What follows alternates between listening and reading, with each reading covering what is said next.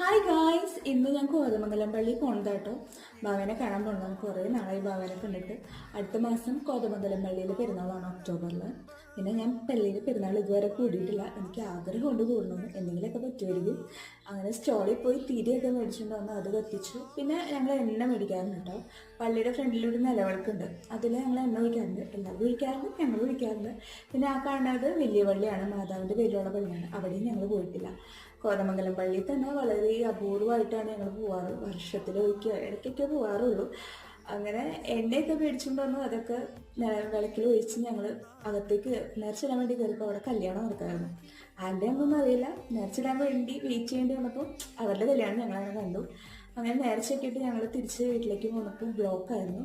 പിന്നെ ഞങ്ങൾ കാലത്തേ പോകുന്നതാണ്, ഞങ്ങൾക്ക് നല്ലോണം വിശക്കുന്നുണ്ടായിരുന്നു. അങ്ങനെ ഒരു ഹോട്ടലിൽ കയറി ഞങ്ങൾ ഫുഡൊക്കെ കഴിച്ചു. ബിരിയാണി ആയിട്ട് കഴിച്ചത്. നല്ല ബിരിയാണി ആയിരുന്നു. അങ്ങനെ തിരിച്ചു വന്ന വഴിക്ക് നല്ല മഴയായിരുന്നു. അപ്പോൾ